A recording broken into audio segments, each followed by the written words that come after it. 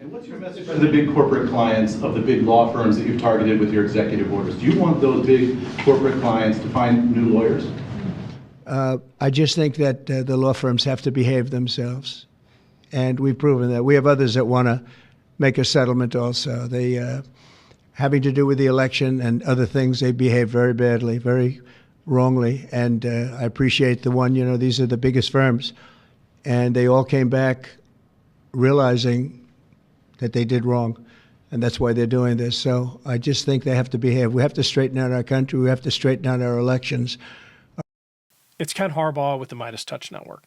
I have been fortunate enough in my life to know some genuine heroes, from my time in the Navy decades ago to my recent trips to Ukraine. We all have an idea of what physical courage looks like, but I don't think we pay enough attention to what moral courage is. We certainly don't give it enough credit.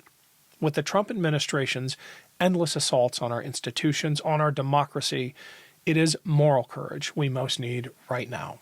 You may have heard that major American law firms targeted by Trump for having represented his political enemies are now capitulating to him. In one case, a firm that represented top Democratic clients just surrendered to Trump's threats of retribution and agreed to give the Trump administration $40 million of pro bono legal support.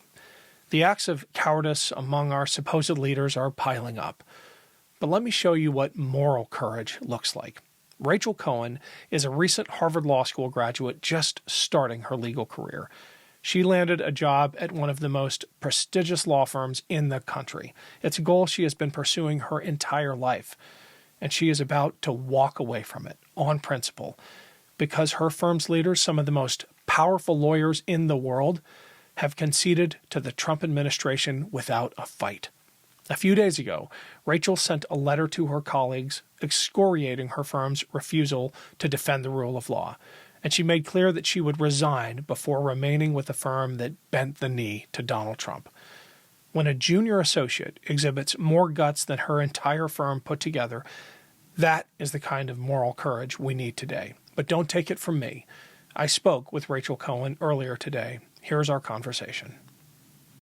Welcome to the Ken Harbaugh Show. It's an honor to have you on. How are you holding up? Thank you. I, under the circumstances, pretty well. Thanks for having me. Can you give us, before we jump in to your message to your law firm, a bit of the backstory? Why are law firms under such incredible pressure right now from the Trump administration? What is the administration threatening to do? Thanks for asking, Ken, because I think that one of the things the administration is doing quite intentionally is targeting the judiciary and kind of the court system and rule of law through this almost esoteric and inaccessible area of it, which is these extremely profitable, large corporate law firms who nobody thinks is going to be the front line of the defense of justice in this country, kind of just on their face. Nobody feels bad for these billion-dollar firms for potentially losing some profits. It kind of feels like a fight that is very removed from the average American, because Donald Trump has been launching a series of assaults through executive orders aimed at threatening and intimidating large corporate law firms out of taking on certain representations. And he's been doing that by wielding kind of government contracting power and even his power to evaluate third parties' government contracts if they work with the law firms in question. But he's doing these things for a variety of reasons. It's a really important part of a broader assault on the judiciary and the court system as the branch that has the ability to check him when he oversteps his authority.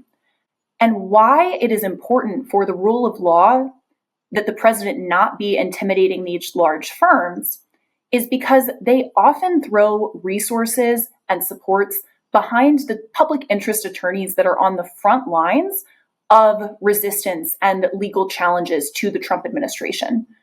And so it's this mass intimidation campaign. Perkins Coie, this law firm that was targeted in the March 6th executive order, decided to fight. The president puts out another executive order targeting a different large corporate law firm, this time Paul Weiss, again pointing to past representation, despite the fact that that was why the temporary restraining order was issued, was because basing these punishments on past representation is unconstitutional. And what ended up happening was that Paul Weiss, that corporate law firm, capitulated to the Trump administration and offered them a deal that includes $40 million in pro bono legal services for Trump administration aims, as well as a commitment to an evaluation of their hiring practices and retention practices that's clearly aimed at intimidating associates. There's one more thing, and then I promise I will let you talk, which is that the Trump administration issued 20 EEOC demand letters aimed at 20 corporate law firms, including my own former firm, Skadden Arps, that request an immense amount of personal information about associates at those firms and is aimed specifically at names, emails, telephone numbers of people that got diversity scholarships or that were members of the SEO fellowship program, which is historically open to minorities and people from underrepresented backgrounds. So that's a little bit of the context, and I will never give an answer that long again. There seems to be shockingly little leadership from the C-suites of these firms and shockingly little linking of arms to push back against this executive overreach. And when it came to like threats to the bottom line, most of these law firms have caved. In fact, just a couple hours ago, the chairman of Paul Weiss released a statement firm-wide that was leaked, and within it was this paragraph: "We were guided by our fiduciary duty to all of you, the 2,500 lawyers and professionals who work at Paul Weiss, and that consideration, the need to ensure above all that our firm would survive, weighed extreme heavily on all of us, and especially on me." Setting aside the question of whether, in fact, standing up to the Trump administration would be a death sentence for the firm, I think that's arguable. The idea that the overriding duty of a lawyer is to ensure that our firm would survive. Correct me if I'm wrong. I mean, I graduated from Yale Law School, but I never joined a state bar. You swear an oath to the Constitution when you join the bar. Am I wrong? That's my recollection. I don't know if it's in every state, but most of them at least. Well, I certainly did joining the military, and most of my friends who join their state bars talk about oaths to the Constitution. And the idea that the superseding oath would be to your law firm, I just find deeply offensive coming from somebody with that much experience and that much power. Mm-hmm. And I think that that's what ultimately I find so disappointing about this current moment, is that the people who have all the power, and this is, common across not just the legal industry, but the American experiment itself, the people that have the power to stop wide-reaching harms have very little to lose in the grand scheme of things if they do so. God forbid that, the revenues next year be $7 billion instead of $8 billion. And so you're really not standing to lose what people in immigration court stand to lose if they cannot obtain representation, if lawyers representing them are threatened, or any of the myriad other vulnerable populations in this country currently under attack by the Trump administration right now. And I think it disappoints me to see the number of people that are so unwilling to run a small risk to the bottom line that I feel pretty confident would come out in the wash once this administration is no longer in office, to see their priorities when they could do so much for so many people by simply following the law. Hey, it's Ken. Quick break to let you know we've got a Substack page for the Ken Harbaugh Show. If you want to make sure you never miss an episode, check it out. A lot of you already have. Thank you so much. And if you're able to, please subscribe. Every dollar goes back into the show to help with research, production, and reporting from places like Ukraine. None of this happens without your support. Thank you. Welcome to the resistance. You're a junior associate.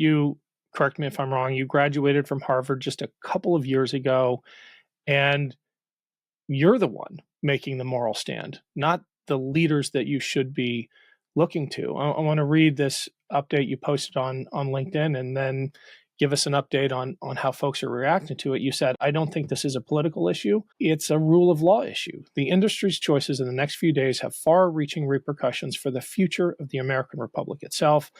I will risk professional aspirations for that. I hope we act before it's too late. But if we don't, I will at least be able to sleep at night knowing that I tried as hard as I could to get my colleagues to do so. Where are your colleagues right now? And what are you hearing from the larger legal community after this firm-wide memo to your firm leaked? To be fair, I am the one who leaked it. So, but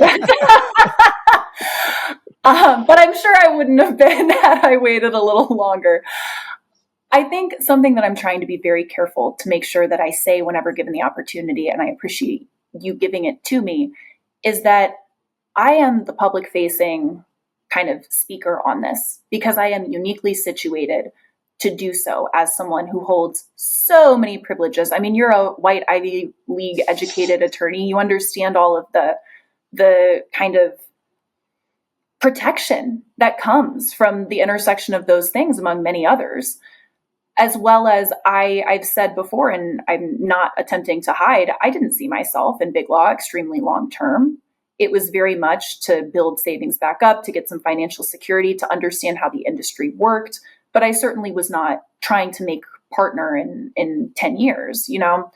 And so I was situated well to not bear the worst repercussions of quitting. I also have like a small, medium-sized presence on TikTok. And so it was pretty easy to amplify messages that I was putting out. I knew people would assume it was me anyway because of the TikTok presence. And so I'm here. But there are dozens, hundreds of associates at these firms that are working very, very hard to capitalize on the kind of inflection point that we've created together. And there's also so many lawyers in the broader legal industry that are doing incredible work to continue to uphold rule of law that always have been, and that always have been the moral guiding light of justice in this country. Again, that's not coming from big law firms. But I think that the people within those firms that understand the gravity of the current moment, which is a lot of them, particularly the associates, are going to do everything in their power to use this kind of public attention that we've bought to push their firms to do the right thing and to continue to make it possible for the lawyers that do this work full time to continue doing so through not just the resources of big law, but also through maintaining kind of the notion of rule of law broadly, even amongst the most powerful attorneys in the country. Well, I hope you're right. And I want to be as supportive of that bottoms up leadership as I can be, but it is a sign of not just a system under strain, but a broken system where the associates have to lead their partners. And I want to end with this from your letter to the firm, which I think really captures the moral import of what you did. You wrote, "I spent most of my high school history classes wondering what I would do in the moments before true horror or chaos, or where my values were tested and demanded great sacrifice. I do not wonder anymore. I know who I am. I thought I knew who we all were." And then you go on to thank your colleagues. That is incredibly gracious, considering how severely your bosses let you down. Any final thoughts? There are bosses that I was thanking, but again, like anywhere else, it's a collective effort. I think that's actually why big law is failing, is because most people that understand the importance of collective effort do not go into industries quite like that one. Yeah. Well, thank you so much, Rachel, for joining us, but most of all for taking a stand, for doing what you did. I sure hope it represents a groundswell. We need that now more than ever. I hope so as well. Thanks so much for having me and amplifying.